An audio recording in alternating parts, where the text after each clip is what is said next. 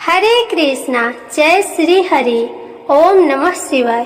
प्रिय भक्तजनों, आज बृहस्पतिवार के दिन आप बृहस्पति देव की बड़ी ही दुर्लभ कथा सुनेंगे। इस कथा को सुनने से भक्त की सभी मनोकामनाएं भगवान बृहस्पति देव की कृपा से पूर्ण हो जाती है।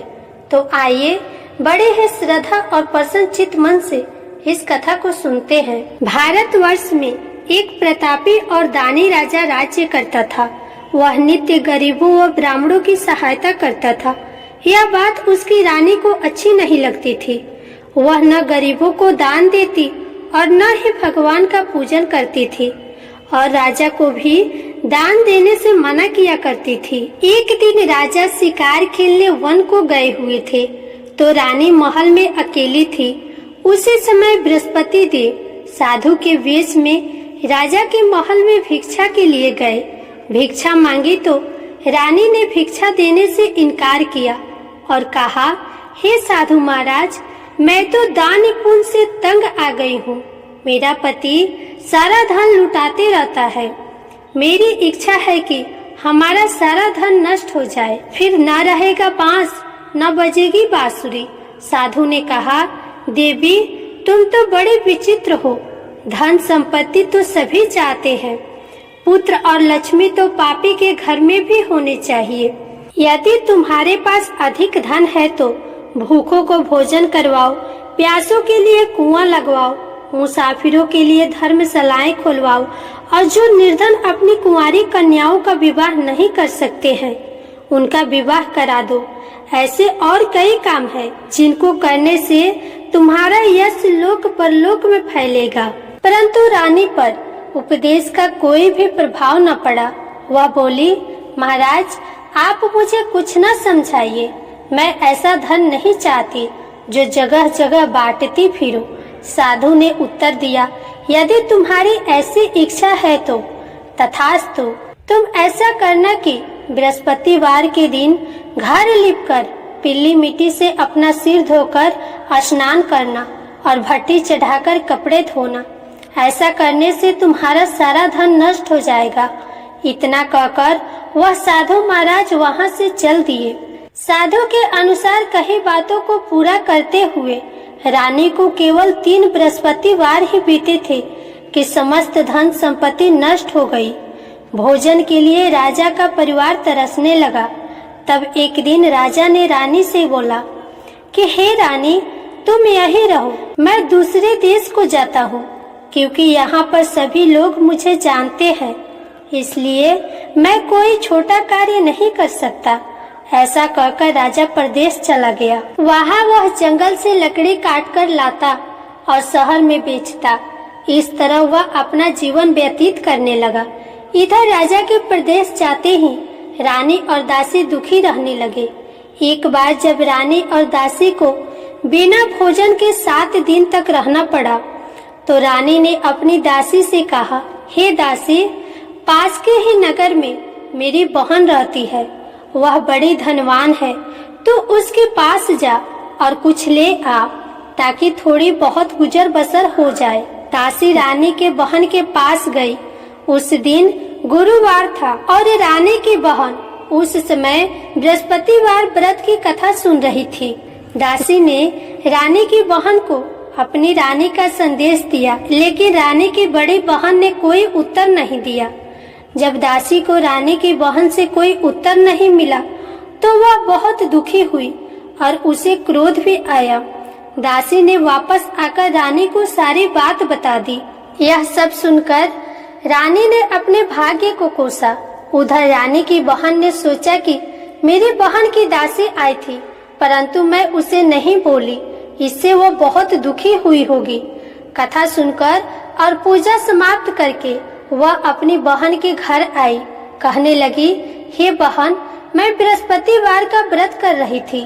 तुम्हारी दासी मेरे घर आई थी, परंतु जब तक कथा होती है तब तक न उठते हैं और न ही बोलते हैं, इसलिए मैं कुछ नहीं बोली। कहो दासी क्यों आई थी? रानी बोली, बहन, तुमसे क्या छुपाऊं, हमारे घर में खाने तक का अनाज नहीं है। ऐसा कहते कहते रानी की आंखों में आंसू भर आए उसने दासी समेत पिछले 7 दिनों तक की भूखे रहने की बात अपनी बहन को विस्तार पूर्वक सुना दी। रानी की बहन बोली, देखो बहन, भगवान बृहस्पति देव सभी की मनोकामनाओं को पूर्ण करते हैं। देखो, शायद तुम्हारे घर में अनाज रखा हो। पहले तो रानी को विश्वास नहीं हुआ, पर बहन के आग्रह करने पर उसने अपनी दासी को अंदर भेजा तो उसे सचमुच अनाज से भरा एक घड़ा मिला। ये देखकर दासी को बड़ी हैरानी हुई। दासी रानी से कहने लगी, हे रानी, जब हमको भोजन नहीं मिलता तो हम व्रत ही तो करते हैं, इसलिए क्यों न इनसे व्रत और कथा की विधि पूछ ली जाए ताकि हम भी व्रत कर सके। तब रानी ने अपनी बहन से बृहस्पतिवार व्रत के बारे में पूछा। उसकी बहन ने बताया, बृहस्पतिवार के व्रत में चने की दाल और मुनक्का से भगवान विष्णु का केले की जड़ में पूजन करें तथा दीपक जलाएं, व्रत कथा सुने और पीला भोजन ही करें। इससे बृहस्पति देव प्रसन्न होते हैं। व्रत और पूजन विधि बताकर रानी की बहन अपने घर को लौट गई। 7 दिन के बाद जब गुरुवार आया तो रानी और दासी ने व्रत रखा। घोड़शाला में जाकर चना और गुड़ लेकर आई, फिर उससे केले की जड़ तथा विष्णु भगवान का पूजन किया। अब पीला भोजन कहाँ से आए, इस बात को लेकर दोनों बहुत दुखी थी। चूँकि उन्होंने व्रत रखा था, इसलिए बृहस्पति देव उनसे प्रसन्न थे। इसलिए वे एक साधारण व्यक्ति का रूप धारण कर 2 थाली में सुंदर पीला भोजन दासी को दे गए। भोजन पाकर दासी प्रसन्न हुई और फिर रानी के साथ मिलकर भोजन को ग्रहण किया। उसके बाद वे सभी गुरुवार की व्रत और पूजन करने लगी। बृहस्पति देव भगवान की कृपा से उनके पास फिर से धन संपत्ति आ गई, परंतु रानी फिर से पहले की तरह आलस्य करने लगी। तब दासी बोली, देखो रानी, तुम पहले भी इस प्रकार आलस्य करती थी। तुम्हें धन रखने में कष्ट होता था, जिस कारण सभी धन नष्ट हो गया, और अब जब भगवान बृहस्पति देव की कृपा से धन मिला है तो तुम्हें फिर से आलस्य होता है। रानी को समझाते हुए दासी कहती है कि बड़े मुसीबतों के बाद हमने ये धन पाया है, इसलिए हमें दान पुण्य करना चाहिए, भूखे मनुष्यों को भोजन कराना चाहिए और धन को शुभ कार्यों में खर्च करना चाहिए। इससे तुम्हारे कुल का यश बढ़ेगा, स्वर्ग की प्राप्ति होगी और पितृ प्रसन्न होंगे। दासी की बात मानकर रानी अपना धन शुभ कार्यों में खर्च करने लगी, जिससे पूरे नगर में उसका यश बढ़ने लगा। उधर एक दिन राजा दुखी होकर जंगल में एक पेड़ के नीचे आसन जमाकर बैठ गया। वह अपनी दशा को याद करके व्याकुल होने लगा। बृहस्पतिवार का दिन था। एकाएक उसने देखा कि निर्जन वन में एक साधु प्रकट हुए। वह साधु वेश में स्वयं ही बृहस्पति देवता थे। लकड़हारे के सामने आकर बोले, हे लकड़हारे, इस सुनसान जंगल में तू इतना चिंता मग्न क्यों बैठा है? लकड़हारे ने दोनों हाथ जोड़कर प्रणाम किया और उत्तर दिया, महात्मा जी, आप सब कुछ जानते हैं, मैं क्या करूं? कहकर रोने लगा और साधु को अपनी आत्मकथा सुनाई। महात्मा जी ने कहा, तुम्हारी स्त्री ने बृहस्पतिवार के दिन बृहस्पति भगवान का निरादर किया है, जिसके कारण रुष्ट होकर उन्होंने तुम्हारी ये दशा कर दी। अब तुम चिंता को दूर करके मेरे कहने पे चलो तो तुम्हारे सारे कष्ट दूर हो जाएंगे और भगवान पहले से भी अधिक संपत्ति देंगे। तुम बृहस्पतिवार के दिन कथा किया करो, 2 पैसे की चने मुनक्का लाकर उसका प्रसाद बनाओ और शुद्ध जल से लोटे में शक्कर मिलाकर अमृत तैयार करो तथा कथा के पश्चात अपने सारे परिवार और सुनने वाले प्रेमियों में अमृत व प्रसाद बांटकर खुद भी ग्रहण करो। ऐसा करने से भगवान तुम्हारी सब मनोकामनाएं पूरी करेंगे। साधु के ऐसा वचन सुनकर लकड़हारा बोला, हे प्रभु, मुझे लकड़ी बेचकर इतना पैसा नहीं मिलता जिससे भोजन के उपरांत कुछ बचा सकूं। मैंने रात्रि में अपनी स्त्री को व्याकुल देखा है। मेरे पास कुछ भी नहीं जिससे मैं उसकी खबर मंगा सकूं। साधु ने कहा, हे लकड़हारे, तुम किसी बात की चिंता मत करो। बृहस्पतिवार के दिन तुम रोजाना की तरह लकड़ियां लेकर शहर को जाओ। तुमको रोज से दुगुना धन प्राप्त होगा, जिससे तुम भली भांति भोजन कर लोगे और बृहस्पति देव की पूजा का सामान भी हो जाएगा। इतना कहकर साधु महाराज अंतर ध्यान हो गए। धीरे धीरे समय व्यतीत होने पर फिर वह बृहस्पतिवार का दिन आया। लकड़हारा जंगल से लकड़ी काट कर किसी शहर में बेचने गया। उसे उस दिन और दिन से अधिक पैसा मिला। राजा ने चना और गुड़ आदि लाकर गुरुवार का व्रत किया। उस दिन से उसके सभी कलेश दूर हो गए। परंतु जब दोबारा बृहस्पतिवार का दिन आया तो बृहस्पतिवार का व्रत करना भूल गया, जिसके कारण बृहस्पति भगवान नाराज हो गए। उस दिन उस नगर के राजा ने विशाल यज्ञ का आयोजन किया था तथा शहर में यह घोषणा करा दी कि कोई भी मनुष्य अपने घर में भोजन न बनाए और न आग जलाए। समस्त जनता मेरे यहाँ भोजन करने आए। इस आज्ञा को जो न मानेगा उसे फांसी की सजा दी जाएगी। इस प्रकार की घोषणा संपूर्ण नगर में करवा दी गई। राजा की आज्ञा के अनुसार शहर के सभी लोग भोजन करने गए, लेकिन लकड़हारा कुछ देर से पहुंचा। इसलिए राजा उसको अपने साथ घर लेकर गए और घर ले जाकर भोजन करा रहे थे तो रानी की दृष्टि उस खूंटी पर पड़ी जिस पर उनका हार लटका हुआ था। वहाँ पर वह हार दिखाई नहीं दिया। रानी ने निश्चय किया कि मेरा हार इस मनुष्य ने चुरा लिया है। उसी समय सिपाहियों को बुलवाकर उसको कारागार में डलवा दिया गया। जब लकड़हारा कारागार में पड़ गया और बहुत दुखी होकर विचार करने लगा कि न जाने कौन से पूर्व जन्म के कर्म से मुझे यह दुख प्राप्त हुआ है, और उसी साधु को याद करने लगा जो कि जंगल में मिला था। उसी समय तत्काल बृहस्पति देव साधु के रूप में प्रकट हुए और उसकी दशा को देखकर कहने लगे, अरे मूर्ख, तूने बृहस्पति देव की कथा नहीं करी, जिस कारण तुम्हें यह दुख प्राप्त हुआ है। अब चिंता मत कर।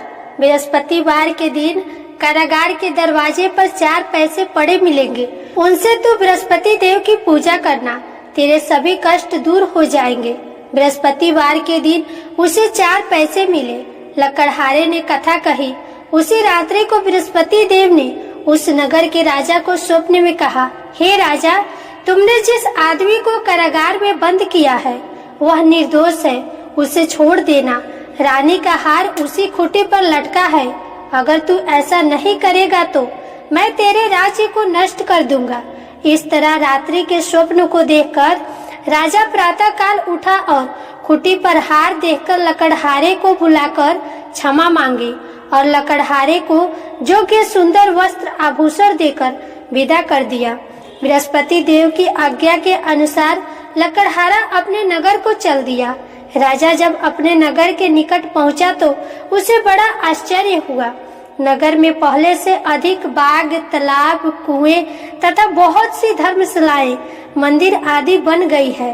राजा ने पूछा, यह किसका बाग और धर्मशाला है? तब नगर के सब लोग कहने लगे, यह सब रानी और बंदी के हैं।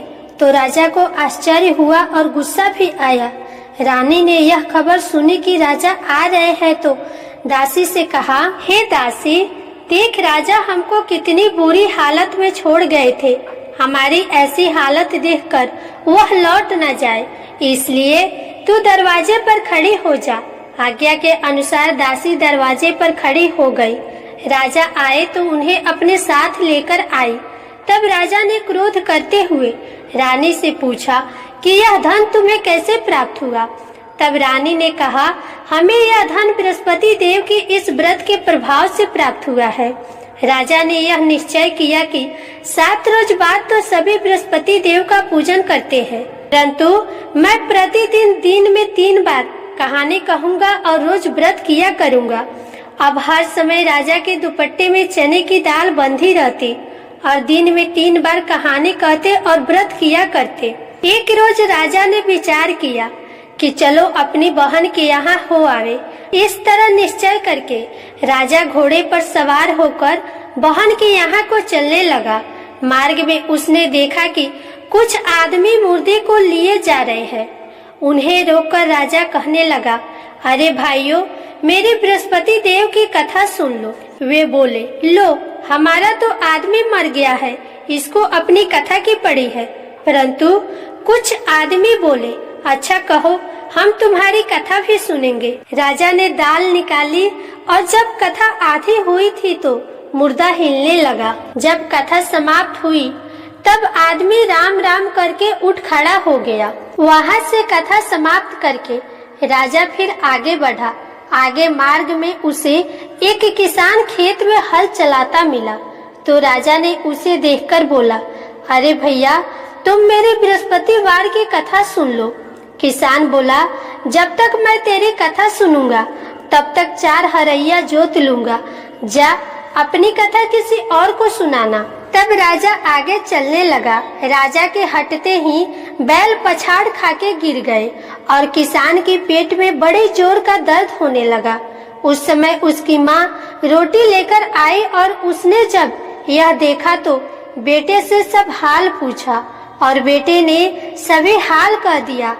तो बुढ़िया माई दौड़ी दौड़ी राजा के पास गई और बोली कि मैं तेरी कथा सुनूंगी, तू अपनी कथा मेरे खेत पर चलकर कहना। राजा ने बुढ़िया के खेत पर जाकर कथा कही, जिससे कि वह बैल उठकर खड़े हुए और किसान की पेट का दर्द भी खत्म हो गया। राजा अपनी बहन के घर पहुंचा। बहन ने भाई की खूब मेहमानी की। दूसरे रोज प्रातः काल राजा जागा तो वह देखने लगा कि सब लोग भोजन कर रहे हैं। राजा ने अपनी बहन से कहा, ऐसा कोई मनुष्य है जिसने भोजन नहीं किया हो, मेरी बृहस्पतिवार की कथा सुन ले। राजा की बहन ने कहा, हे भैया, यह देश ऐसा है जहाँ की पहले लोग भोजन करते हैं, बाद में कोई अन्य काम करते हैं। अगर कोई पड़ोस में हो तो देख आऊं। वह ऐसा कहकर देखने चली गई, परंतु उसे कोई ऐसा व्यक्ति नहीं मिला जिसे भोजन न किया। अतः वह एक कुम्हार के घर गई जिसका लड़का बीमार था। उसे मालूम हुआ कि उनके यहाँ 3 रोज से किसी ने भोजन नहीं किया है। रानी ने अपने भाई की कथा सुनने के लिए कुम्हार से कहा तो कुम्हार तैयार हो गया। राजा ने जाकर बृहस्पतिवार की कथा कही, जिसको सुनकर उसका लड़का ठीक हो गया। अब तो राजा की प्रशंसा होने लगी। एक रोज राजा ने अपनी बहन से कहा, हे बहन, हम अपने घर को जाएंगे, तुम भी तैयार हो जाओ। राजा की बहन ने अपनी सास से कहा तो सास ने कहा, हाँ चली जा, परंतु अपने लड़कों को मत ले जाना, क्योंकि तेरे भाई के कोई औलाद नहीं। बहन ने अपने भाई से कहा, हे भैया, मैं तो चलूंगी, पर कोई बालक नहीं चलेगा। तो राजा बोला, जब कोई बालक नहीं चलेगा तो तुम ही अकेली जाकर क्या करोगी। राजा बड़े दुखी मन से अपने नगर को लौट आया। राजा ने अपनी रानी से कहा, हम निर्वंशी हैं, हमारा मुंह देखने का धर्म नहीं है और कुछ भोजन आदि नहीं किया है। रानी बोली, हे प्रभु, बृहस्पति देव ने हमें सब कुछ दिया है, वह हमें औलाद अवश्य देंगे। उसी रात को बृहस्पति देव ने राजा से स्वप्न में कहा, हे राजा, उठो, सभी सोच त्याग दो, तेरी रानी गर्भ से है। राजा को यह बात सुनकर बड़ी खुशी हुई। 9वें महीने में उसके गर्भ से एक सुंदर पुत्र का जन्म हुआ। तब राजा बोला, हे रानी, स्त्री बिना भोजन के रह सकती है, पर बिना कहे नहीं रह सकती। जब मेरी बहन आएगी तो तुम उससे कुछ मत कहना। रानी ने बात सुनकर हाँ कर दिया। जब राजा की बहन ने यह शुभ समाचार सुना तो वह खुश हुई और बधाई लेकर अपने भाई के यहाँ आई। तो रानी ने कहा, घोड़ा चढ़कर तो नहीं आई है, गधा चढ़कर भी नहीं आई है। राजा की बहन बोली, भाभी, मैं इस प्रकार न कहती तो तुम्हें औलाद कैसे मिलता। प्रेम से बोले बृहस्पति देव भगवान की जय। बृहस्पति देव ऐसे ही हैं, जैसे जिसकी मनोकामनाएं हैं सभी को पूर्ण करते हैं। जो सत्य भावना पूर्वक बृहस्पतिवार का व्रत करता है, कथा पढ़ता है एवं सुनता है, दूसरों को सुनाता है, बृहस्पति देव उनकी सभी मनोकामनाएं पूर्ण करते हैं। बृहस्पति देव उनकी सदैव रक्षा करते हैं। जो संसार में सत्य भावना और सच्चे हृदय से बृहस्पति देव का पूजन करते हैं, उनकी सभी मनोकामनाएं उसी प्रकार पूर्ण होती है। जैसे राजा और रानी ने बृहस्पति देव की कथा का गुणगान किया, उनकी सभी इच्छाएं बृहस्पति देव ने पूर्ण की। मनुष्य को हृदय से उनका मनन करते हुए जयकारा करना चाहिए। तो प्रेम से बोलिए बृहस्पति देव भगवान की जय, विष्णु भगवान की जय, समस्त देवी देवता की जय। अब आप सुनिए बृहस्पति देव की आरती। ओम जय बृहस्पति देवा, जय बृहस्पति देवा, छिन छिन भोग लगाऊं कदली फल मेवा। ओम जय बृहस्पति देवा, जय बृहस्पति देवा, तुम पूर्ण परमात्मा, तुम अंतर्यामी, जगत पिता जगदीश्वर, तुम सबके स्वामी। ओम जय बृहस्पति देवा, जय बृहस्पति देवा, चरणामृत निज निर्मल सब पातक हरता, सकल मनोरथ दायक कृपा करो भरता। ओम जय बृहस्पति देवा, जय बृहस्पति देवा, तन मन धन अर्पण कर जो जन शरण पड़े, प्रभु प्रकट तब होकर आकर द्वार खड़े। जय बृहस्पति देवा, ओम जय बृहस्पति देवा, दीन दयाल दयानिधि भक्तन हितकारी, पाप दोष सब हरता भव बंधन हारी। ओम जय बृहस्पति देवा, जय बृहस्पति देवा, सकल मनोरथ दायक सब संशय तारो, विषय विकार मिटाओ संतन सुखकारी। ओम जय बृहस्पति देवा, जय बृहस्पति देवा, जो कोई आरती तेरी प्रेम सहित गावे, ज्येष्ठ आनंद बंद सो निश्चय पावे। ओम जय बृहस्पति देवा, जय बृहस्पति देवा, जय बृहस्पति देवा। प्रेम से बोलिए श्री बृहस्पति भगवान की जय, विष्णु भगवान की